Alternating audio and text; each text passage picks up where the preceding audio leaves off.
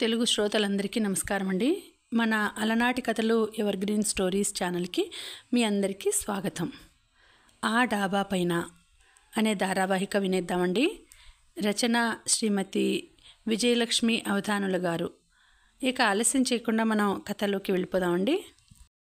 Video చూసిన వెంటనే like చేసి షేర్ చేసి తప్పకుండా సబ్స్క్రైబ్ చేసుకోండి. మన ఛానల్ని బెల్ ఐకాన్ యాక్టివేట్ చేసుకోండి. పోలీస్ జీపు కాలనీలోకి వస్తున్న సూచనగా దూరం నుండి సైరన్ వినిపించింది.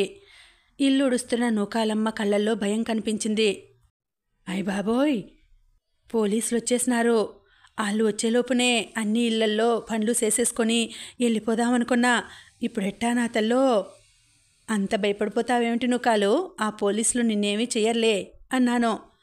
ఆ ముదనష్టపు పిల్లెవరితో ఇవాళ మన కాలనీలోకి దూరి ఆ మీద నుంచి దూకేస్తుందనుకుంటే పనిలోకే రాకపోతుంది దేవుడా, తల మీద చేతులు పెట్టుకొని అంది నూకాలు. పాపం చచ్చిపోయిన అమ్మాయిని అలా తిట్టకు నూకాలు. పోయే ముందు ఎంత బాధపడి ఉంటుందో నీకు నాకు తెలియదు. సర్లేండమ్మగారు, నా పని అయిపోయింది, పోయేస్తా. నూకాలు గబగబా బయటకు నడిచింది. నూకాలు వెనకే నేను కారిడార్లోకి నడిచాను. పోలీస్ జీప్ వచ్చి సరిగ్గా ఆ పిల్ల పడున్న చోట ఆగింది. జీప్లోంచి దిగారు ఇద్దరు పోలీసులు. ఎడారిలా ఉన్న కాలనీలోకి మళ్ళా కాస్త జీవం వచ్చింది. రీజనల్ డైరెక్టరు, ఆఫీస్ హెడ్ ఇంట్లోంచి బయటకొచ్చి పోలీస్ ఆఫీసర్కి షేక్ హ్యాండ్ ఇచ్చాడు. సెక్యూరిటీ గార్డులు ఇద్దరూ చేతులు కట్టుకొని జీపుకి దూరంగా నిల్చున్నారు. రీజనల్ డైరెక్టర్కి సహాయంగా అతని పిఏ మరో ఇద్దరు పక్కన నిల్చున్నారు. పోలీసులు ప్రశ్నిస్తుంటే అందరూ వినయంగా జవాబిస్తున్నారు. అందరి కళ్ళల్లోనూ ఏదో భయం. కొన్ని ప్రశ్నల తర్వాత అందరూ కలిసి లిఫ్ట్ వైపు నడిచారు. బహుశా 9వ అంతస్తులోని బీకే పాణి ఇంటికేమో. అందరూ అక్కడి నుంచి వెళ్ళిపోయాక మళ్ళా ఒంటరిగా పడున్న ఆ అమ్మాయి శరీరం. ఇక్కడ ఇంత పెద్ద గ్రౌండ్ మధ్యలో ఒంటరిగా ఆ అమ్మాయి శరీరం. ఎక్కడో దూరంగా ఇంకో ఇంట్లో ఆ పిల్ల తల్లిదండ్రులు ఏం చేస్తున్నారో. మరి కొద్దిసేపట్లో కాలేజీకి బయలుదేరబోయే కూతురి కోసం ఆ తల్లి టిఫిన్ తయారు చేసే హడావిడిలో ఉందేమో. బయటికెళ్ళిన కూతురు ఇంకా ఇంటికెందుకు రాలేదోనని ఆ తండ్రి ఇంట్లోకి బయటికి తిరుగుతున్నాడేమో. వంగి పరీక్షగా ఆ పిల్ల శరీరం వైపు చూశాను. ఇంతకు ముందు గమనించని మరో విషయం కళ్ళబడింది. భుజం మీద వేసుకునే చున్నీ నడుం చుట్టూ తిప్పి కట్టి ఉంది. ఎందుకలా చున్నీని నడుంకి కట్టుకుందో మొదట అర్థం కాలేదు. కాస్త ఆలోచించాక అర్థమైంది. కిందకు దూకుతున్నప్పుడు పైన వేసుకున్న టాప్ గాలికి పైకి ఎగిరిపోయి లోపలున్న శరీర భాగాలు బయటపడకుండా ఉండడానికి. పిచ్చి తల్లి, చావులో కూడా నీ మానం పోకుండా ఉండాలని జాగ్రత్త పడ్డావా? కళ్ళు తుడుచుకుంటూ అనుకున్నాను. ఏయ్ సరు, మళ్ళా ఇక్కడ నిల్చొని చూస్తున్నావా? లోపలికి పదా. లిఫ్ట్లోంచి బయటకొచ్చిన శేఖర్ నా భుజం మీద చెయ్యి వేసి అన్నాడు. ఇద్దరం లోపలికి నడిచాం. షో, మొత్తం మీద ఆ పోలీసుల యక్ష ప్రశ్నలకి జవాబులిచ్చేసరికి తాతలు దిగొచ్చారు. పాపం ఆ పాణిని బాగా విసిగించారు. మొత్తం మీద ఆ అమ్మాయి కుటుంబం ఆచూకీ తెలిసేదాకా అతనికి ఇబ్బందే. అప్పుడప్పుడు అవసరమైతే పోలీస్ స్టేషన్కి వెళ్లాల్సి వస్తుంది. నుదుటికి పట్టిన చెమట తుడుచుకుంటూ అన్నాడు శేఖర్. ఆ అమ్మాయి ఎక్కడి నుంచి వచ్చిందో తెలియలేదా? కేసు పోలీసుల చేతిలోకి వెళ్ళిందిగా, ఇంకా తెలుస్తుంది. అవును, నువ్వు ఇంకా ఆఫీస్కు తయారవడం మొదలుపెట్టలేదేం? పోనీ ఇవాళ సెలవు తీసుకుంటావా? నీ మనసు కూడా ఏం బాగున్నట్లు లేదు. మీరు కూడా సెలవు తీసుకుంటానంటే నేను తీసుకుంటాను. నేను వెళ్ళాలి సరు. మా ప్రాజెక్ట్ రిపోర్టు డిస్కషన్కి హెడ్ క్వార్టర్ నుంచి ఇంజనీర్లు వస్తున్నారు. ఇవాళ నాకు సెలవు పెట్టడం అవ్వదు. అయితే నేను వస్తాను. మీరు కూడా లేకుండా ఒంటరిగా ఇంట్లో ఉండలేను. అయితే త్వరగా తెములు. ఇద్దరం ఒకే ఆఫీసు. శేఖర్ ఇంజనీరింగ్ డిపార్ట్మెంటు, నేను ఫైనాన్స్. Good morning madam. కాలనీలో ఏదో ఘోరం జరిగిందట కదా? ఆఫీసు లిఫ్ట్లో పైకెళ్తున్నప్పుడు సూర్యారావు అడిగాడు. అతను మా డిపార్ట్మెంటే, కానీ కాలనీలో ఉండడు. ఘోరమే. ఓ అమ్మాయి టెర్రస్ మీదకెళ్ళి అక్కడి నుంచి దూకేసి ఆత్మహత్య చేసుకుంది. విచారంగా అన్నాను. ఆ అమ్మాయి ఎవరో ఇంతవరకు తెలియలేదట కదా? బహుశా లవ్ ఫెయిల్యూర్ కేసు అయి ఉంటుంది. చిన్నప్పటి నుంచి ప్రేమగా పెంచిన తల్లిదండ్రుల కంటే వీళ్ళకి 4 రోజులు పరిచయమైన లవర్సే ఎక్కువైపోతున్నారు. సూర్యారావు అన్నాడు. నాకు ఆ విషయం గురించి మళ్ళా తలుచుకోవాలని లేదు. మౌనంగా ఊరుకున్నాను. ఆఫీస్లోకి అడుగుపెట్టాను. ముఖర్జీ సీటు దగ్గర నలుగురు నిల్చొని ఏదో జోక్ వేసుకొని బిగ్గరగా నవ్వుకుంటున్నారు. నేను ఆ జోక్ ఏమిటో వినచ్చా అన్నాను అటు నడుస్తూ. వీలైనంత త్వరగా నా మెలాంకలి మూడ్లోంచి బయటపడాలని ఉంది. ఈ రోజుతో మన కాలనీలో 4 బలులు లెక్క తేలిపోయింది. ఇంక అందరూ నిశ్చింతగా ఉండొచ్చని నాయక్ అంటున్నాడు. ముఖర్జీ చెప్పాడు. 4 బలులు లెక్క అదేమిటి? ఆశ్చర్యంగా అడిగాను. మీకు తెలియదా? కాలనీ కడుతున్నప్పుడు ఓ లేబర్ ఒక బిల్డింగ్ మీద నుంచి పడి చచ్చిపోయాడు. ఓ సంవత్సరం తర్వాత మరో బిల్డింగ్ టెర్రస్ మీద గాలిపటం ఎగిరేసుకుంటూ ఓ 10 ఏళ్ల పిల్లాడు కింద పడి చచ్చిపోయాడు. ఇకపోతే 2 ఏళ్ల క్రితం 3వ బిల్డింగ్లో పై అంతస్తు బాల్కనీలోంచి బట్టలారేస్తూ కింద పడి ఓ పని మనిషి చచ్చిపోయింది. 3 బిల్డింగులు 3 బలులు తీసుకున్నాయి. మీరుండే బిల్డింగ్ ఒక్కటే మిగిలింది. ఎవరికేమవుతుందోనని మీ బిల్డింగ్లోని వాళ్ళందరూ ఇన్నాళ్ళు బిక్కుబిక్కుమంటున్నారు. ఇవాల్టితో ఆ భయం పోయింది. అదేదో జోకన్నట్లు నవ్వుతూ అన్నాడు ముఖర్జీ. ఆ పిల్ల ఎవరితో మనకి మంచి ఉపకారం చేసింది నవ్వుతూ అన్నాడు పాత్రో. ఒకరి చావు మరొకరికి జోకా? బాధగా అనుకున్నాను. ప్రాణం లేని బిల్డింగులు మనుషుల ప్రాణాల్ని బలి కోరడమేమిటి? అంతా ట్రాష్ నవ్వడానికి ప్రయత్నిస్తూ అన్నాను. జస్ట్ సరదాగా మాట్లాడుకుంటున్నాం మేడం, మీరలా కోపం తెచ్చేసుకుంటారేమిటి? పాత్రో అన్నాడు. నేను నా సీటు వైపు నడిచాను. ఆఫీస్కొచ్చి ఏదైతే మర్చిపోదాం అనుకుంటున్నానో అదే ఇక్కడ కూడా అందరూ గుర్తు తెస్తున్నారు. డిపార్ట్మెంట్లో అందరూ గుంపులు గుంపులుగా నిల్చొని కూర్చొని ఆ విషయమే చర్చించుకుంటున్నారు. Head of the department Sen Sahab వచ్చి తిన్నగా తన క్యాబిన్లోకి నడిచాడు. హాల్లో కూర్చున్న 15 మంది పొలోమంటూ ఆయన వెనకే క్యాబిన్లోకి నడిచారు. రోజు అలా జరగదు, కానీ ఇవాళ ప్రత్యేకమైన రోజు. సేన్ సాబ్ కాలనీలో ఉండడు, బయట తన సొంత ఇంట్లో ఉంటాడు. ఇవాళ కాలనీలో జరిగిన సంఘటన ఎవరు ముందు ఆయనకి రసవత్తరంగా వర్ణించి చెప్తారో వాళ్ళకి క్రెడిట్ దక్కుతుంది. మరి మాది ఓపెన్ ఆఫీస్. ఒక డిపార్ట్మెంట్ హెడ్ తప్ప ప్యూన్ నుంచి డిప్యూటీ హెడ్ దాకా అందరూ ఒకే పెద్ద హాల్లో కూర్చుంటారు. అందరూ సేన్ సాబ్ క్యాబిన్లో దొరగానే అంత పెద్ద హాలు నిశ్శబ్దాన్ని మూట కట్టుకుంది. అంత పెద్ద హాల్లో నేనొక్కడితినే. కానీ అది హాలు కాదు, ఓ పెద్ద గ్రౌండు. 3-4 ఎకరాల ఆ పెద్ద గ్రౌండ్లో నేనొక్కదాన్నే. ఒక చిన్న ఆప్యాయమైన పిలుపు కోసం, ఓ చిన్న ఆత్మీయమైన స్పర్శ కోసం, ఓ మృదువైన చేతివేళ్ళు జుత్తు సవరింపు కోసం అణువణువు గాలిస్తున్నాను, ఆక్రోశిస్తున్నాను. తిరిగి తిరిగి అలసిపోతున్నాను. సముద్రం పోటెత్తినట్లు మనసులో దుఃఖం పోటెత్తుతోంది. అంత పెద్ద మైదానంలోనూ కళ్ళు తుడిచే చెయ్యి ఒక్కటైనా లేదు. అందరూ ఎవరి పనుల్లో వాళ్ళు, ఎవరి బిజీలో వాళ్ళు అటూ ఇటూ తిరుగుతూనే ఉన్నారు. నా మీద నుంచే వెళ్ళిపోతున్నారు, నా లోపల నుంచే వెళ్ళిపోతున్నారు. ఒంటరిని, ఇంత పెద్ద ప్రపంచంలో నేను ఒంటరిని. ట్రింగ్ ట్రింగ్ ఇంటర్కామ్ మోతతో ఈ లోకంలోకి వచ్చాను. ఇంతసేపు నేను కన్నది ఓ కళ. ఇంతలోనే నాకు చిన్న కొనుకు పట్టేసిందా? అది కలలా లేదు.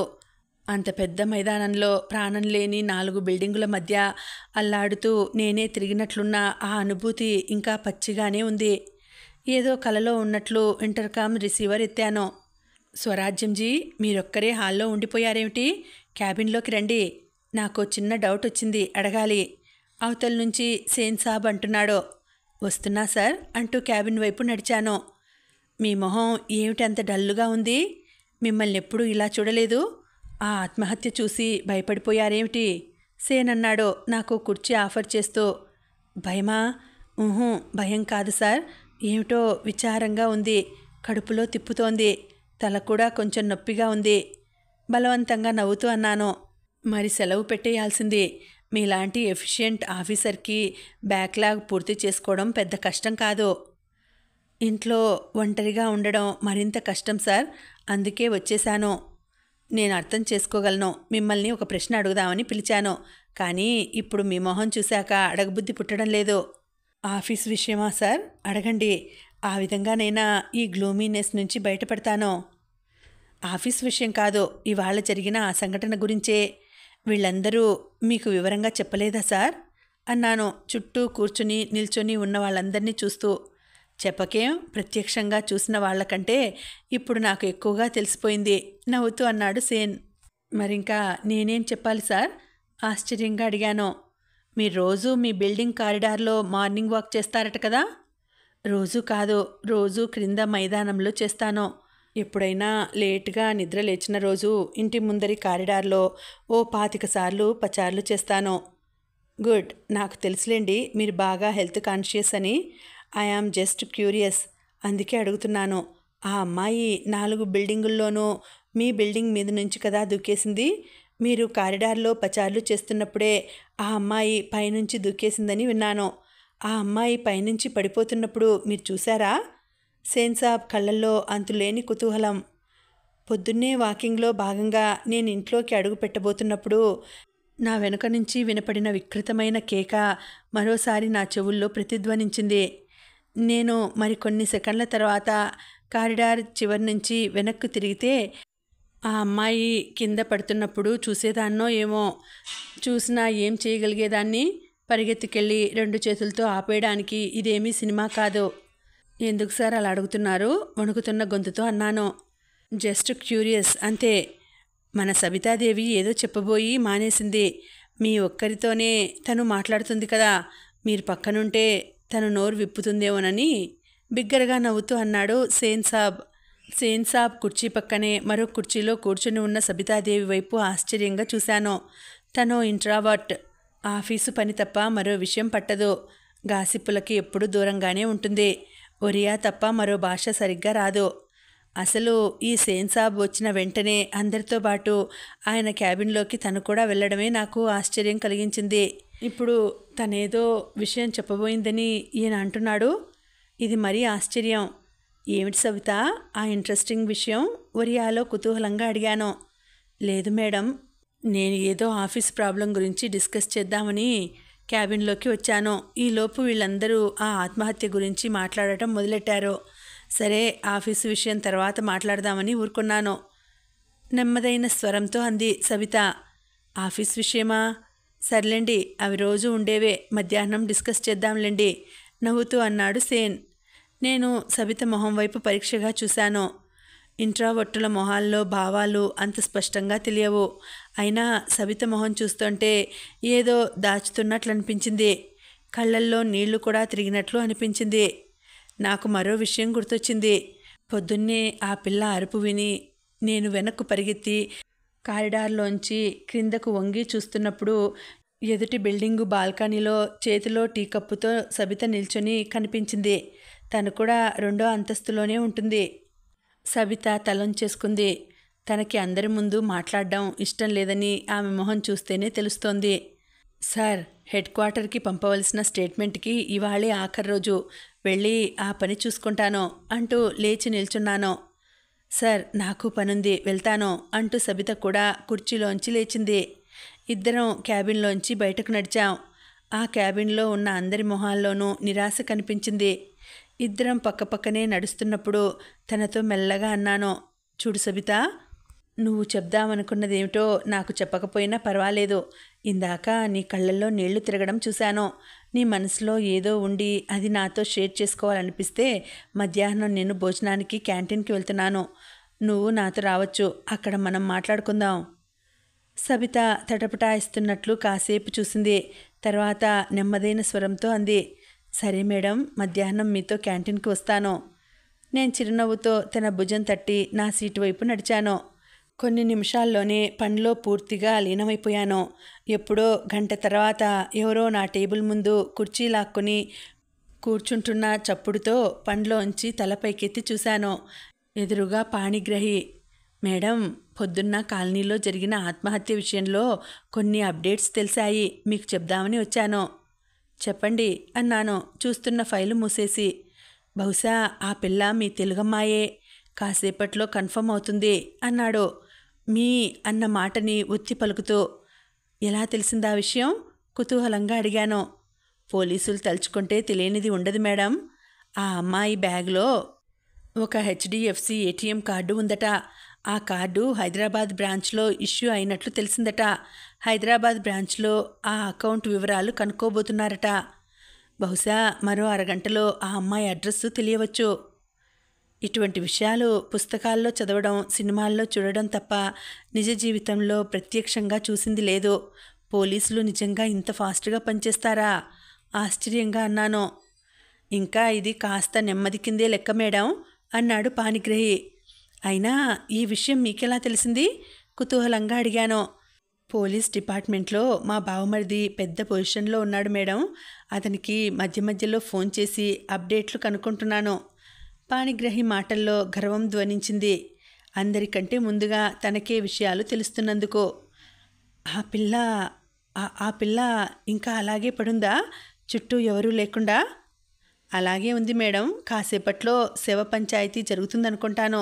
ఆ తర్వాత ఎవరైనా వచ్చి క్లెయిమ్ చేసుకునేదాకా బాడీని ప్రభుత్వ ఆసుపత్రి మార్చురీలో ఉంచుతారు. పాణిగ్రహి చెప్తుండగానే నా గుండె వేగం మళ్ళా హెచ్చింది. అప్పటిదాకా ఎక్కడో దాక్కున్న ఓ ఆక్రందన మనసులో మార్మురోగింది. నేను ఒంటరిని. ఇంత పెద్ద ప్రపంచంలో నేను ఒంటరిని. అమ్మా అమ్మా ఎక్కడున్నావమ్మా? నేను ఇలా ఒంటరిగా తిరుగుతుంటే నువ్వెక్కడో హాయిగా నీ పని చేసుకుంటున్నావు. ఒకే ఒక్కసారి చిన్నప్పుడు నన్ను నీ గుండెలకు హత్తుకున్నట్లు మనసారా నన్ను గుండెలకు హత్తుకోమా. మేడం, సడన్గా ఏదో లోకంలోకి వెళ్ళిపోయారేమిటి? పాణిగ్రహి అడుగుతున్నాడు.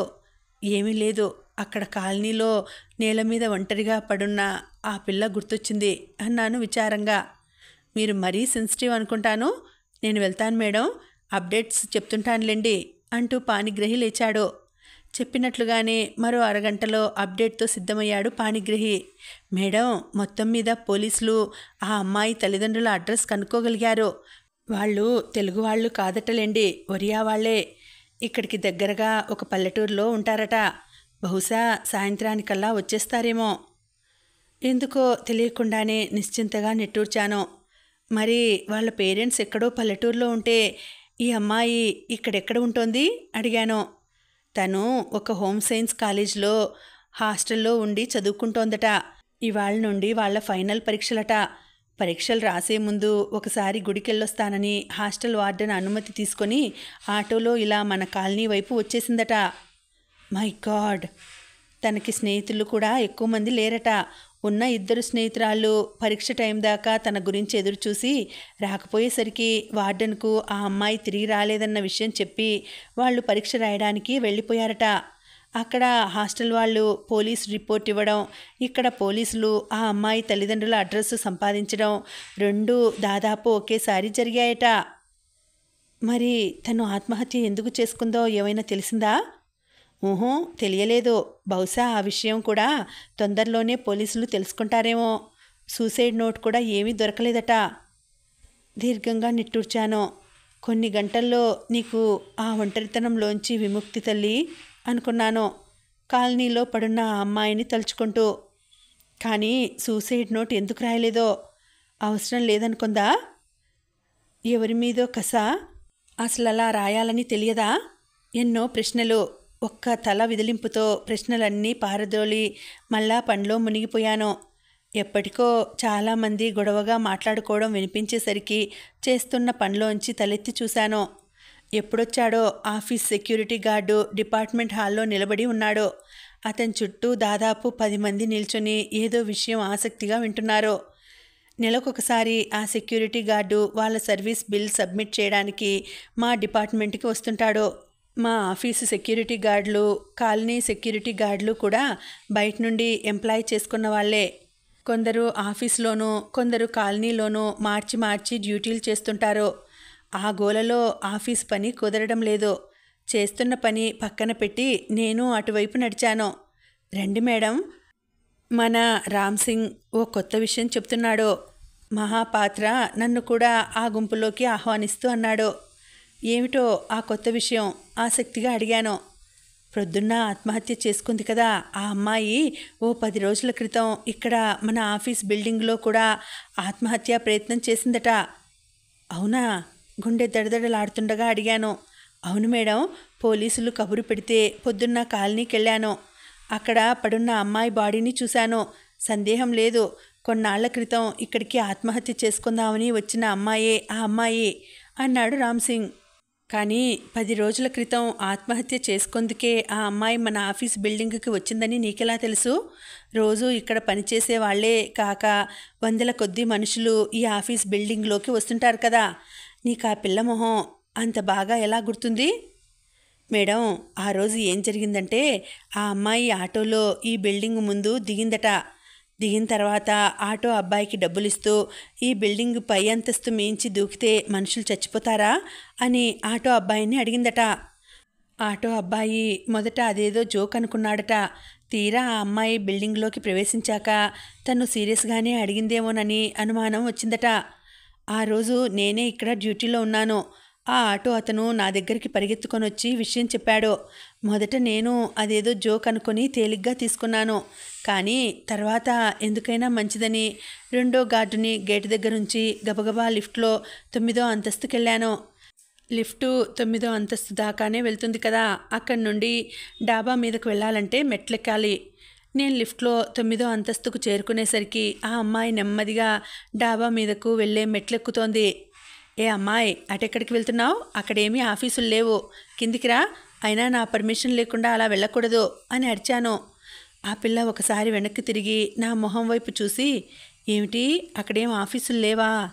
పోనీ కాసేపు డాబా మీద కూర్చుంటాను అంటూ మళ్ళా తాపీగా మెట్లెక్కడం మొదలెట్టింది. నేను తన వెనకే పరిగెత్తుతున్నట్లు మెట్లెక్కి తన రెక్క పట్టుకొని దాదాపు కిందకు లాక్కొచ్చాను. తను మెట్లెక్కుతూ నా వైపు చూసింది కదా. ఆ చూపు ఆ రోజు రాత్రంతా నన్ను వెంటాడింది. ఆ మొహాన్ని ఎప్పటికీ మర్చిపోలేను మేడం చెప్పడం ఆపాడు రామ్సింగ్. రామ్సింగ్, మరి నువ్వు పోలీసులకు రిపోర్ట్ చేయలేదా? ఆత్మహత్య ప్రయత్నం నేరం కదా? మేడం, అది ఆత్మహత్య ప్రయత్నం అని ఎక్కడా రుజువులు లేవు. ఆ అమ్మాయిని దింపిన ఆటోవాడు కూడా వెళ్ళిపోయాడు. అదిగాక నేను ఆ విషయం అంత సీరియస్గా తీసుకోలేదు. ఎంత పొరపాటు జరిగిపోయింది. ఒక చిన్న నిర్లక్ష్యం ఓ మనిషి ప్రాణాల్ని బలి తీసుకుంది. ఆ రోజు అతను పోలీస్ రిపోర్ట్ చేసుంటే ఈరోజు తను మరో ప్రయత్నం చేసి ఉండేది కాదేమో. లంచ్ అవర్ ముందు శేఖర్ ఫోన్ చేశాడు. ఇవాళ మనం ఇంటి నుంచి లంచ్ తెచ్చుకోలేదు కదా, క్యాంటీన్కి వెళ్దామా? మీరు వేరుగా వెళ్ళండి, నాతో బహుశా సబిత క్యాంటీన్కి వస్తుంది. ఓకే, అయితే నేను క్యాంటీన్కి వెళ్ళను, బయట హోటల్కి వెళ్తాను. 1 గంట అవగానే సబిత నా సీట్ దగ్గరకు వచ్చింది. మేడం, మీతో క్యాంటీన్కి రమ్మన్నారు కదా, కానీ నేను లంచ్ బాక్స్ తెచ్చుకున్నాను బిడియంగా అంది. సబిత, నీకు ఏదో చెప్పాలని ఉంది, కానీ అందరి ముందు నీకు చెప్పడం ఇష్టం లేనట్లు అనిపించింది. అందుకే క్యాంటీన్కి వెళ్దామన్నాను. అసలు ఇప్పుడైనా నీకు ఇష్టం లేకపోతే చెప్పడం మానేయవచ్చు. నేనొక్కదాన్నే క్యాంటీన్కి వెళ్తాను. ఇష్టం లేక కాదు మేడం, అసలు అది అంత ముఖ్యమైన విషయం కాదనిపిస్తోంది. ఈ ఆఫీస్లో మీరొక్కరే విఘ్నతతో ఆలోచిస్తారనిపిస్తుంది. అందుకే మీకొక్కరికే చెప్తాను. ఆఫీస్లో ఇదో పెద్ద చర్చనీయాంశం అవ్వడం, ఒక్కొక్కరు వచ్చి నన్ను ప్రశ్నలు అడగడం నాకు ఇష్టం లేదు. అయితే క్యాంటీన్కి వెళ్దామా మరి? పదండి మేడం. లంచ్ బాక్స్లో ఏం తెచ్చుకున్నావు? క్యాంటీన్లో కూర్చోగానే చనువుగా అడిగాను సబితని. కిచిడి ఇంకా టమాటో ఖజూర్ కట్ట. వావ్, టమాటాలు ఖర్జూరం కలిపి చేసే మీ ఒడిషా స్టైల్ చట్నీ నాకెంతో ఇష్టం చిరునవ్వుతో అన్నాను.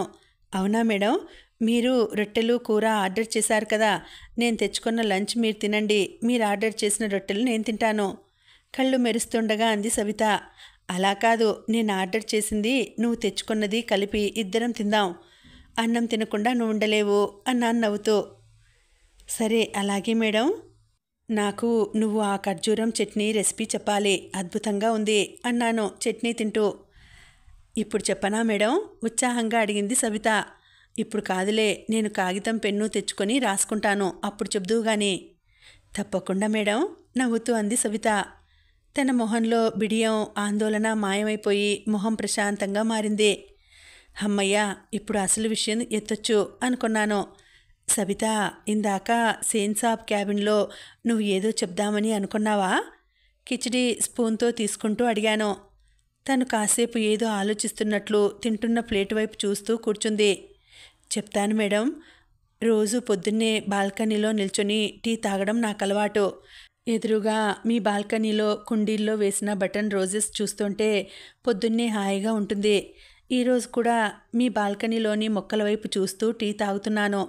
ఇంతలో మీ బిల్డింగ్ డాబా మీదకు చూస్తూ రహీం ఎవరక్కడా అని గట్టిగా అరవడం వినిపించింది. రహీం చూస్తున్న వైపే నేను చూశాను. నేను చూస్తుండగానే డాబా పిట్టగోడ ఎక్కి కీచుమని అరుస్తూ ఆ అమ్మాయి కిందకి దూకేయడం కనిపించింది. సబిత చెప్పడం ఆపింది. అవును, కింద సివిల్ డిపార్ట్మెంట్ వాళ్ళందరూ అది చూశారు అన్నాను. కానీ వాళ్ళు గమనించనిది నేనొకటి గమనించాను మేడం. నేను ఆసక్తిగా ముందుకు వంగి చెప్పు అన్నాను. ఆ అమ్మాయి కింద పడిపోతున్నప్పుడు కాళ్ళు చేతులు టపటపా కొట్టుకుంటున్నట్లు ఆడించింది.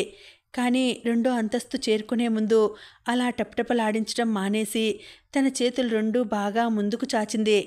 అప్పుడు తన చేతులు మీ బిల్డింగ్ కారిడార్ వైపు ఉన్నాయి. అలా చేతులు చాస్తున్నప్పుడే తన అరుపు కూడా నెమ్మదిగా అయింది. ఎంత అంతా సెకండ్లో సగం సేపు కూడా ఉండదేమో. అలా చూస్తుంటే నాకేమనిపించిందంటే బహుశా తను కారిడార్ రైలింగుని పట్టుకోవడానికి ప్రయత్నించిందేమోనని. కానీ ఆ చేతులు మీ బిల్డింగ్ కారిడార్ రైలింగ్కి బహుశా ఓ అడుగు దూరంలో ఉన్నాయేమో. తన చేతికి ఆ రైలింగ్ అందలేదు. పాపం చూస్తుండగానే దబ్బుమని ఆ అమ్మాయి శరీరం నేలం తాకింది. కళ్ళల్లో నీళ్ళూరుతుండగా అంది సబిత. అంటే అంటే ఆఖరి నిమిషంలో ఆ అమ్మాయికి బతుకు మీద తీపి పుట్టి ఆ రైలింగుని అందుకొని అక్కడి నుంచి వేలాడుతూ తనని తాను రక్షించుకుందామని చూసిందంటావా? నాకైతే ఆ క్షణంలో అలాగే అనిపించింది మేడం. కానీ అంతా కన్ను మూసి తెరిచేంత సమయంలో జరిగిపోయింది. ఇప్పుడు మళ్ళా ఆలోచిస్తుంటే నేను భ్రమపడ్డానేమో అనిపిస్తోంది. అంత మీద నుంచి అలా పడిపోతున్నప్పుడు ఎవరికైనా అంత ఆలోచన వస్తుందంటారా? నీది భ్రమ కాదేమో సబిత అన్నాను ఆలోచిస్తూ. మనసంతా వికలమైపోయింది.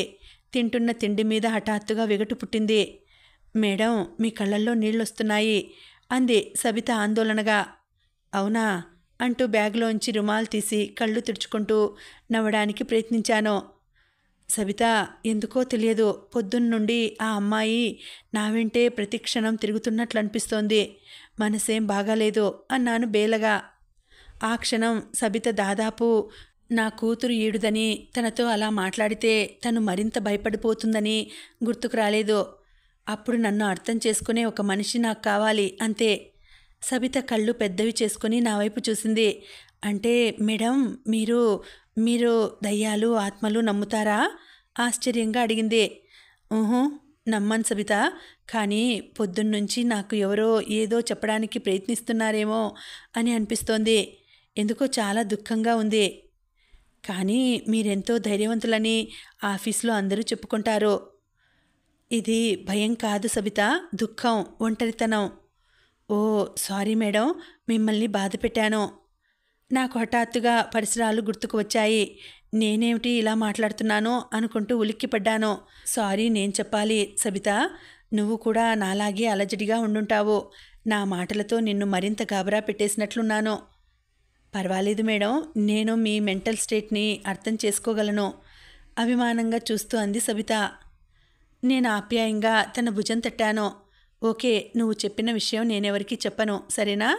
చెప్పినా ఎవరూ చేయగలిగిందేమీ లేదు. నువ్వు నిశ్చింతగా ఉండొచ్చు చిరునవ్వుతో అన్నాను. సాయంత్రం 5 అవుతుండగా ఇంటర్కామ్ మోగింది. సరు, నాకు ఆఫీస్లో పనెక్కువ ఉంది, ఆలస్యం అవ్వచ్చు. నువ్వు ఏదైనా ఆటో పట్టుకొని ఇంటికెళ్ళిపో అవతల నుంచి శేఖర్ అన్నాడు. ఆలస్యమైతే వెయిట్ చేస్తాలండి, ఇద్దరం కలిసే వెళ్దాం. లేదు సరు, నాకు బాగా లేట్ అవుతుంది. రాత్రి 9 దాటిపోవచ్చు. అప్పటిదాకా ఎక్కడ కూర్చుంటావు? నా మాట విని వెళ్ళిపో. సరే అన్నాను అయిష్టంగానే. మా వాడుక ఆటో అబ్బాయికి ఫోన్ చేశాను, వచ్చి నన్ను కాలనీకి తీసుకెళ్ళమని. ఆటో కాలనీలోకి అడుగు పెడుతున్నప్పుడు మళ్ళా గుండె దడదడలాడింది. కాలనీలో మార్పు స్పష్టంగా తెలుస్తోంది. రోజు ఆ టైంలో మైదానంలోనూ కాలనీ రోడ్ల మీద పరుగులు పెడుతూ ఆడుకునే పిల్లలు ఒక్కరూ లేక కాలనీ అంతా బోసిపోయినట్లుంది. పొద్దున్న ఆ అమ్మాయి పడిపోయిన జాగా ఖాళీగా ఉంది. అక్కడ నేలను శుభ్రం చేసి ఒక తులసి మొక్కను నాటారు. నిశ్శబ్దం, అంతా నిశ్శబ్దం. నేను కలలో చూసిన విధంగా లిఫ్ట్లోకి ఎక్కి 2వ అంతస్తు బటన్ నొక్కాను. ఇల్లు 2వ అంతస్తులోనే ఉంది కాబట్టి నేనెప్పుడూ లిఫ్ట్ ఎక్కను, మెట్ల మీంచే వెళ్తాను. కానీ పొద్దున్నే ఆ అమ్మాయి ఆ మెట్ల మీంచే నడిచి మీదకెళ్ళిందన్న ఆలోచన నన్ను మెట్ల వైపు నడవనివ్వలేదు. లిఫ్ట్ నెమ్మదిగా పైకి వెళ్తోంది. 1వ అంతస్తుకి 2వ అంతస్తుకి మధ్యనున్నప్పుడు లిఫ్టు ఒక్క కుదుపుతో ఆగిపోయింది. అంతా చిమ్మ చీకటి. అదే మొదటిసారి నేను లిఫ్ట్లో ట్రాప్ అయిపోవడం. పవర్ పోయింది. జనరేటర్ ఆన్ చేసేదాకా ఇంకా లిఫ్ట్ కదలదు. ఎన్నో యుగాలు గడిచినట్లు అనిపించిన తర్వాత పవర్ వచ్చింది. మళ్ళా 2వ నెంబర్ బటన్ నొక్కాను. లిఫ్ట్ నెమ్మదిగా కదిలింది. కొన్ని సెకండ్ల తర్వాత ఆగింది. లిఫ్ట్ తలుపు తెరుచుకొని బయటకొచ్చాను. మా ఇంట్లోకి వెళ్ళాలంటే లిఫ్ట్లోంచి 5-6 అడుగులు తిన్నగా నడిచి అక్కడి నుంచి కారిడార్లో కుడివైపుకు తిరిగి మరో 5-6 అడుగులు నడవాలి. పరధ్యానంగా తలంచుకొని 3 అడుగులు ముందుకు నడిచేసరికల్లా నుదుటికి టపీమని ఏదో తగిలింది. ప్రాణాలు జివ్వుమన్నాయి. దాంతో బాటే తల గిర్రున్న తిరగడం మొదలైంది. అప్పుడే 2 ఏళ్ల నుంచి నాకు బీపీపీవీ అంటే బినైన్ పారోక్సిస్మల్ పొజిషన్ వర్టిగో ఉంది. అందువల్ల హఠాత్తుగా తల తిరగడం నాకు కొత్త కాదు. జోరుగా తిరుగుతున్న రంగుల రాట్నంలో కూర్చున్నట్లు చుట్టూ ఉన్న వస్తువులు కళ్ళ ముందు గిరగిరా తిరుగుతున్నాయి. అలా తల తిరుగుతున్నప్పుడే అర్థమైంది నేను వచ్చింది 2వ అంతస్తుకి కాదని, గ్రౌండ్ ఫ్లోర్కని. ఎదురుగా ఉన్న తులసి మొక్క కళ్ళ ముందు వేగంగా తిరుగుతోంది. తులసి మొక్క పక్కనే పొద్దున్న ఆత్మహత్య చేసుకున్న అమ్మాయి చేతులు కట్టుకొని నిల్చొని నా వైపు దీనంగా చూస్తోంది. ఉలిక్కిపడ్డాను. నిజంగా తను అక్కడ నిల్చొని ఉందా? సరిగ్గా 40 సెకండ్లలో తల తిరగడం ఆగింది. ఎదురుగా ఉన్న తులసి మొక్క పక్కన ఎవరూ లేరు. నా మనసు ఇంత పిరికిదైపోయిందా? చనిపోయిన అమ్మాయి ఎదురుగా నిల్చున్నట్లు భ్రమపడేంత. తలకి టఫీమని తగిలిన వస్తువేమిటోనని ఎదురుగా చూశాను. అది ఉత్తరాల డబ్బా. తలంచుకొని పరధ్యానంగా నడుస్తుండడం వల్ల లిఫ్ట్ ఎక్కడ ఆగిందో గమనించలేదు. తలెత్తకుండానే అలవాటు చొప్పున ముందుకు నడవబోయి ఆ లెటర్ బాక్సును గుద్దేశాను. లిఫ్ట్కి ఎదురుగుండా ఉన్న గోడకి 27 ఉత్తరాల డబ్బాలు తగిలించి ఉంటాయి. బిల్డింగ్లో ఉన్న ఒక్కో ఇంటికి ఒక్కొక్కటి చొప్పున. ప్రతి డబ్బా మీద ఆ ఫ్లాట్ నంబర్ వేసి ఉంటుంది. మా ఉత్తరాల డబ్బా తలుపు తెరిచి చూశాను. LIC ఆఫీస్ నుంచి వచ్చిన ఏదో ఇంటిమేషన్ ఉత్తరం. ఇప్పుడు ఇటువంటి ఉత్తరాలు తప్ప మనుషుల మధ్య ఆత్మీయంగా రాసుకునే ఉత్తరాలు మాయమైపోయాయి. నిరాసక్తంగా ఆ ఉత్తరాన్ని హ్యాండ్బ్యాగ్లో పెట్టేసుకున్నాను. వెనక్కు తిరిగి మళ్ళా లిఫ్ట్ వైపు నడిచాను. అది 2వ ఫ్లోర్లో ఆగి ఉంది. డౌన్ బటన్ నొక్కి లిఫ్ట్ గురించి ఎదురు చూడసాగాను. లిఫ్ట్ కిందకు వచ్చింది. లిఫ్ట్ తలుపు తెరిచి లోపలికి నడిచాను. కానీ ఒక సందేహం మనసును తొలుస్తూనే ఉంది. బాబీజీ ఆగండి, నేను వస్తున్నాను. లిఫ్ట్ బయట నుంచి మాటలు వినిపించాయి. కొద్దిసేపట్లోనే పాత్ర లోపలికి అడుగుపెట్టాడు. అతను ఇంజనీరింగ్ డిపార్ట్మెంట్. లిఫ్ట్ పైకి కదలడం మొదలెట్టింది. నా మనసులోని సందేహం తీర్చుకోవాలనుకున్నాను. పాత్రాజీ, ఇందాకటి నుంచి నన్నో సందేహం తొలుస్తోంది. నా సందేహం తీర్చగలరా? నాకు తెలిసినదైతే చెప్తాను, అడగండి బాబీజీ. ఇందాక నేను లిఫ్ట్ ఎక్కి 2వ అంతస్తు బటన్ నొక్కాను. 1వ అంతస్తుకి 2వ అంతస్తుకి మధ్యలో ఉన్నప్పుడు పవర్ పోయింది. పవర్ రాగానే నేను మళ్ళా 2వ అంతస్తు బటన్ నొక్కాను. కానీ లిఫ్ట్ 2వ అంతస్తుకు పైకి వెళ్ళడానికి బదులు గ్రౌండ్ ఫ్లోర్కి దిగి అక్కడ ఆగింది. ఎందువల్ల అలా అయిందంటారు? పాత్రో ఆలోచిస్తూ నొసలు ముడివేశాడు. పాత్రో తనకు కూడా తెలియదంటాడా? కుతూహలంగా భయంగా అతని మొహం వైపు చూస్తూ ఉండిపోయాను. ఇంకా ఉందండి, కథ కొనసాగుతుంది. మళ్ళీ వచ్చే వీడియోలో తర్వాతి భాగం తెలుసుకుందామండి. అంతవరకు సెలవు. నమస్తే.